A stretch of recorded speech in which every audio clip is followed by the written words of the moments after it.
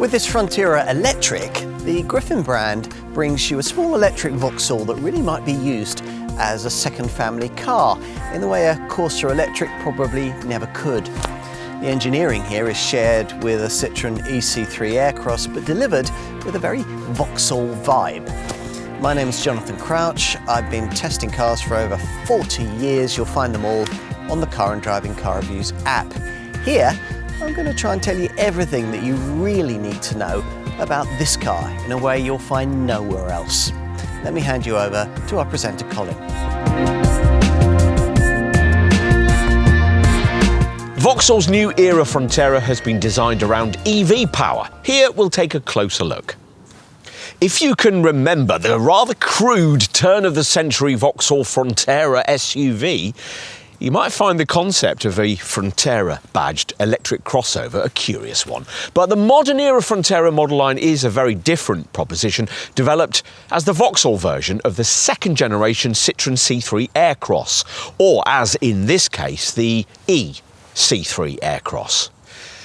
The mainstream EV drivetrain here includes the smallest battery pack available from the Stellantis Group parts bin, but if you're only looking for a second family car for suburban duties, that might not matter much. What will matter more is that impressively, Vauxhall's managed to put this Frontera EV on sale for significantly less than the equivalent hybrid version. At last, electric cars are getting more accessible.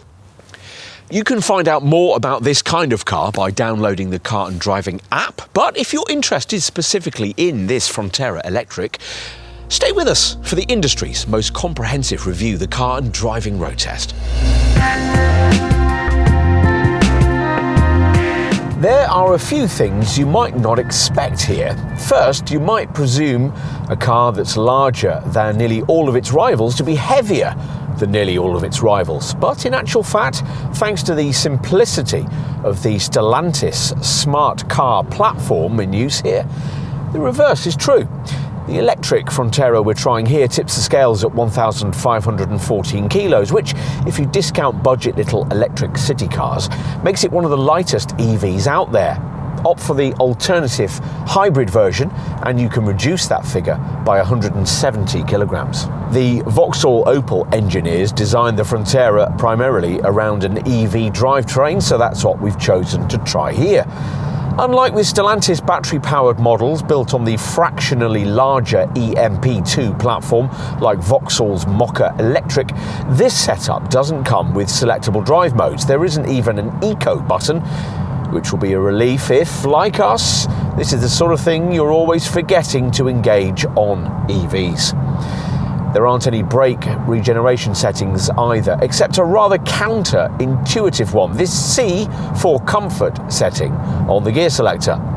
Curiously, this provides less brake regen at 0.8 meters a second, rather than more ordinary D gives you 1.2 meters a second. The electric drivetrain comes in two flavours. Here we're trying it with the base 44 kilowatt-hour battery, a rather small package of cells for a lower order compact family car, which predictably returns a very modest range figure of 186 miles that we've got nowhere near during our time with this car.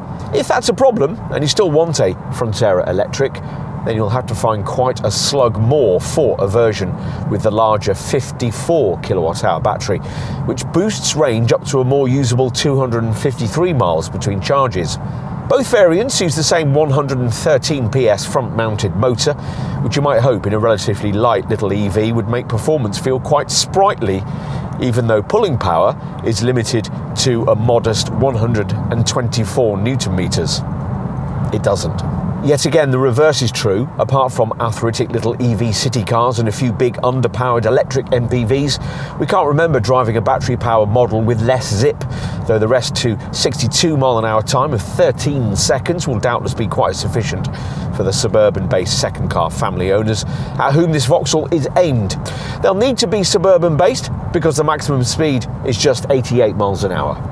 With this EV version, things are much calmer over bumps than is the case with the combustion variant, though predictably not quite as calm as they would be with the clever advanced comfort shock absorber hydraulic bump stop arrangement employed by this Vauxhall's otherwise identically engineered Stellantis cousin model, the Citroen C3 Aircross. But it rides quite well, and with this Frontera, there's less of a cornering body roll price to pay than that Aircross model exacts upon you for supple progress over porous surfaces, which, if you're running late for the school play or have left something burning in the oven, might make you more minded to push on with this Vauxhall over a twisting set of secondary corners. You're going to be a little brave to do that because there's not much steering feedback on offer to tell you what the front wheels are doing, but grip and traction aren't really lacking, and fast B-road progress can be made if necessary. On country routes, it also helps that this Vauxhall is a little narrower than the class norm. Journeying refinement at speed isn't particularly quiet for a car of this sort, even with this electric model, which suffers from a bit more wind, road and electric motor noise than you might expect. And you might object to the rather intrusive nature of some of the ADAS drive assist functions, though you can at least disable them quickly and easily via a row of buttons by your right knee. In town, that narrowness and the relatively high set seating position makes the Frontera easy to place on city streets, and there's a relatively tight 11.05 metre turning circle.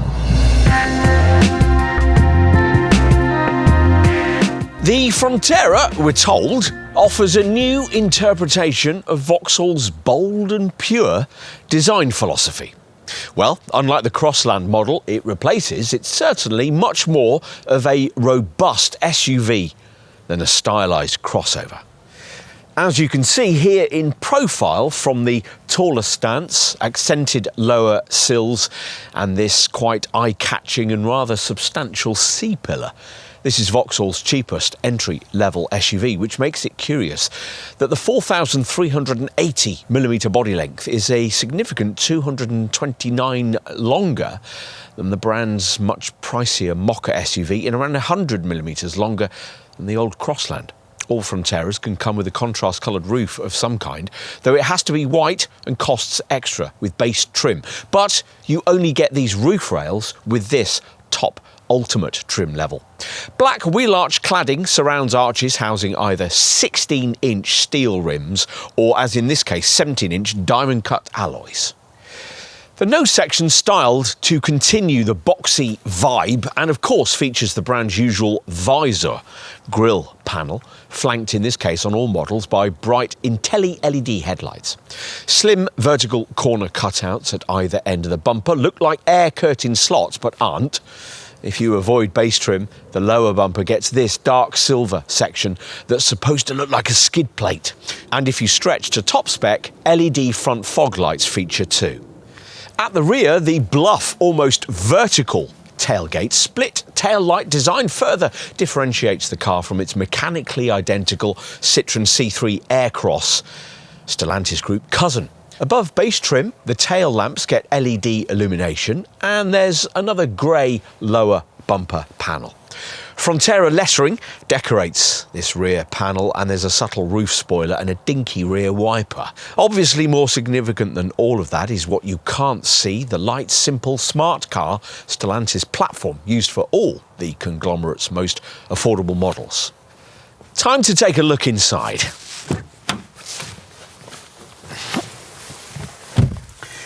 Where there's what Vauxhall describes as a clean, detoxed user experience, which doesn't sound very appealing, but does at least include climate control separated from the centre screen, a brand design difference from its French cousins. There's a simple, decluttered budget vibe here, which if you hadn't tried the more appealing cabin of this car's Citroen C3 Aircross design stablemate, you might conceivably quite like. Stripy seats, a conventional ignition key, and no drive mode buttons or steering wheel paddles. If you're put off by the cheapness of some of the scratchy plastic, even a Dacia Duster feels more opulent than this, console yourself with Vauxhall's claim that 85% of a Frontera's content is designed to be recycled. It's worth finding the extra to graduate above poverty spec trim, which really does feel very basically appointed and does without this nice fabric door trimming. More importantly, the base design version does without these more supportive front Intelli seats.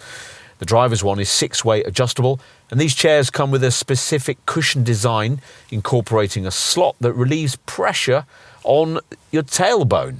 There are some other nice cabin design touches too, like the way that the sides of the cup holders in the centre console feature a so-called flex strap, allowing items like a tablet to be held in place. But you might quite reasonably think that there are enough screens in this cabin already, courtesy of the brand's usual multimedia pure panel navigation system setup. Here again though, the arrangement is very basic. Through this 3-spoke Griffin branded wheel with its flattened top and bottom sections, you view a 10-inch instrument cluster that doesn't trouble itself with different display formats. The central focus is on a digital speedo with outer battery percentage and power eco charge sections. Clicking on the end of the right-hand stalk adds trip data in too, but that's about it for functionality. Everything else you might need to know is on this 10-inch central touchscreen, which unfortunately, unlike the screen in the old Crossland, Vauxhall hasn't equipped with a proper volume knob. Shortcut media, phone, nav and settings functions run along the right-hand frame, and the home screen can, as usual with a Stellantis Group model, be populated with customisable widget sections. We've got radio, phone, and a connection to the standard navigation setup here. Swiping left on this screen takes you to the standard Apple CarPlay and Android Auto systems. There seem to be an awful lot of vents, 4 spaced along the mid-level section of the fascia, and unlike most of its rivals, Vauxhall doesn't think something as essential to modern customers as a wireless phone charging mat should be confined to pricier trim or the options list. You sit quite high and SUV-like, which will make it easier for older folk to get in and out. And the slim A-pillars give a good all-round field of vision. Rear visibility isn't as good because it's obscured by the chunky rear pillars and slim tailgate windows. Cabin storage space is a mixed bag. You get a deep-lidded box between the seats, decently sized door bins, an open cubby beneath the handbrake switch, an open compartment ahead of the front passenger, and a coin tray below the door window switches. But Vauxhall has forgotten sun visor ticket clips, and the glove box is halved in size by the fuse box behind the dashboard. OK, time to take a look in the rear, where the doors can open wide enough for parents to easily lean in and install a car seat. This is an area of this Vauxhall more likely to sell this car to you. The brand calls this a C-segment car, like say an Astra, which it isn't really, but sure enough the levels of space you get back here are almost C-segment-like, helped by the absence of a central transmission tunnel. You might find the floor of this electric version a touch too high as an adult on longer trips. The hybrid version's floor level is lower, but you won't be complaining about headspace in this boxy cabin, and knee room isn't too bad for the class of car this is, though unlike with this model's Citroen C3 Aircross cousin, there's no sliding bench option to improve it. The headrests are of the sort that dig uncomfortably into the shoulder until you raise them, and rather meanly, Vauxhall makes base spec customers do without overhead reading lights. But you do get twin USB-C ports, decent door bins, seat back pockets, and twin seat back upper phone pockets. We'll finish as usual with a look out back, on the way to which we'll mention that if you choose the hybrid version of this car and avoid base trim, you'll be offered the option to equip it with an extra third seating row. Yes, of course, given the compact size of this car, those extra chairs are going to be for small children only, but for some parents that'll be a real selling point for this Vauxhall, duplicated in this class only by its Citroen C3 Aircross development cousin. It's a pity, though, that the designers couldn't have found a way to make that feature work on this full EV model. You'd hope that such a squarical shape would yield you a lot of boot space, and by and large that's true by modest class standards, though it's worth pointing out that the 460-litre total you get here with either drivetrain, about the same as a combustion Ford Puma, is actually only 50 litres more than was offered by the previous smaller Crossland model, which means it can't compete with luggage capacities you get with two key rivals, the 517-litre trunk of a Dacia Duster and the 535-litre boot of a Renault Captur. Still, it's a pretty usable space, a huge 110 litres more than you get in a Mocha, and aided by this useful adjustable height flex load boot floor, which Vauxhall rather meanly deletes with the base spec hybrid model. Deep recesses either side make it easier to get awkward items like pushchairs or buggies in. There are bag hooks on both sides, 4 tie downs and a dim light on the right. As is sadly usual in this class, there's no underfloor space for any kind of spare wheel. If you need more room, it'll usually be necessary to come round and open the rear doors to access the catches that'll allow you to push forward the 60/40 split folding rear bench, which can be a bit of a faff. With everything flat, there's 1,594 litres of space available. That's more than an Astra Sports Tourer Electric, and also more than a Nissan Qashqai from the next class up. Thanks to the government's electric car grant, Frontera Electric prices undercut those of the combustion model significantly. At the time of our test in autumn 2025, with the £1,500 government grant deducted, the EV version was starting from around £22,500 in the 44 kilowatt-hour form we're trying here, though even with grant deducted, you'll need around £26,000 for the longer ranging 54 kilowatt-hour version you'd probably rather have. Whatever powertrain you choose, there's a choice of 3 trim levels: Design, GS, or, as in this case, Ultimate. Everyone will know if you've economised and gone for entry-level Design trim, because that base variant does without the Frontera's usual contrast-coloured black roof and alloy wheels. It does, though, come with Intelli LED headlights with high beam assist, rear parking sensors, cruise control with a speed limiter, rain-sensing wipers, an alarm, and the Vauxhall Connect app, so you can remotely interact with your car from your phone. Inside, with Design spec, you get a 10-inch digital instrument cluster, a wireless phone charging mat and air conditioning. This electric model gets a flex load boot floor as well. Media features are taken care of by a 10-inch colour touchscreen with navigation, natural voice recognition, a 6-speaker DAB audio setup, and wireless Apple CarPlay and Android Auto. A white coloured roof is optional at this level. Vauxhall expects most customers to stretch at least as far as mid-level GS trim, and if you do that, Vauxhall will add the aforementioned contrast-coloured roof and 17-inch diamond-cut alloy wheels, along with a sharper look from dark silver skid plates, high-gloss black mirrors, LED taillights, a black Griffin logo and rear privacy glass. Plus, there's also front parking sensors and power folding mirrors. Inside, GS trim gains more supportive Intelli seats, which come with a specific cushion design incorporating a slot that relieves pressure on the tailbone. These chairs are 6-way driver adjustable and are trimmed in mild grey melange with black fabric inserts. For GS customers, there's also a leather effect steering wheel, electronic climate control, front and rear LED reading lights, and an electrochromatic anti-dazzle rear view mirror. We wouldn't bother stretching to this top Ultimate version. With this, the only further additions are black roof rails, LED front fog lamps, a heated windscreen, and heat for the front seats and steering wheel. There are 6 colours, but only one of them, carbon black metallic, comes without an extra cost.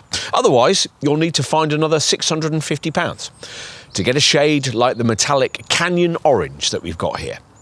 For those who want to spend the night outdoors, the Frontera can be ordered with optional roof rails and a roof tent with ladder, specially designed for this SUV. And after arriving at its destination, the car can shoulder up to 240 kilograms on its roof. We'll finish with a look at safety, where the usual features you'd expect come included, namely automatic emergency braking with forward collision alert, lane keep assist, traffic sign recognition, hill start assist, and driver drowsiness alert. Avoid the base trim and you get blind spot alert as well. Plus, of course, all the usual airbags linked to an e-call system. As we told you in our driving section, Vauxhall claims that the Frontera Electric is, in this standard 44 kilowatt-hour form, capable of covering 186 miles of range or 253 miles in 54 kilowatt-hour long-range form, 5 miles more than a Citroen C3 Aircross with the same battery. You'll struggle to match those figures in really cold conditions like those of our test because there's no heat pump available, even as an option. During our time with the car, we've seen the range figure of this 44 kilowatt-hour variant fall as low as 130 miles. Onto charging for this electric model. Well, both variants DC rapid charge at rates of up to 100 kilowatts, a rather unimpressive speed in this day and age, but which in this base model, because of its relatively small 44 kilowatt-hour battery, allows for a 20 to 80% DC public charge in 26 minutes.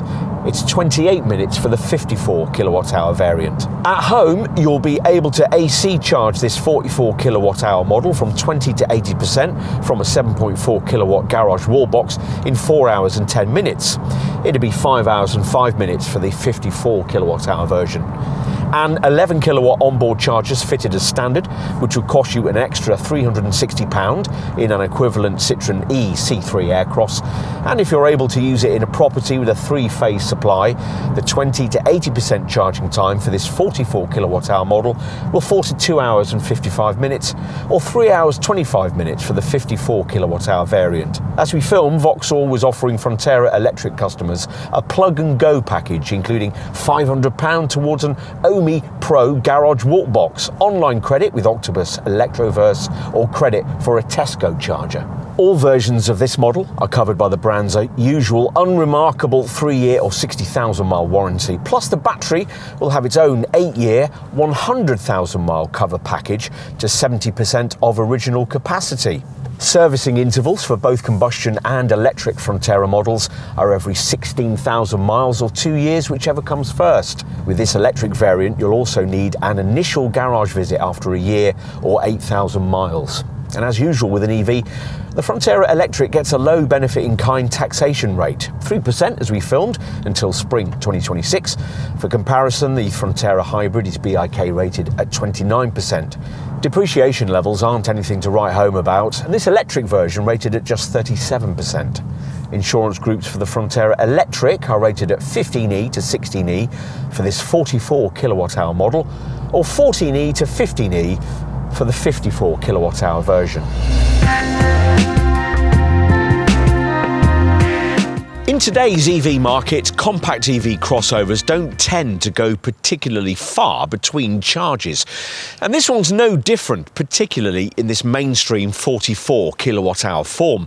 But that might not be much of a concern with a trendy little SUV such as this Frontera Electric, likely to be used primarily as a second family car for shorter suburban trips. It rides much better than the alternative hybrid model and remarkably also costs considerably less, which is astonishing given just how much pricier EVs used to be than their combustion counterparts. Frontera customers might find the cabin a bit Spartan, and this Vauxhall lacks a bit of sparkle compared to its similarly priced Citroen C3 Aircross Stellantis development cousin. But it handles slightly more sharply, and you might get a better deal on one through Vauxhall's larger UK dealer network. If that's on the table and you need a second car for suburban family duties, then yes, a Frontera Electric might suit. But for the future, cars like this need a little more pizzazz and a lot more driving range. Still, they're getting more affordable, which can only be a good thing, right?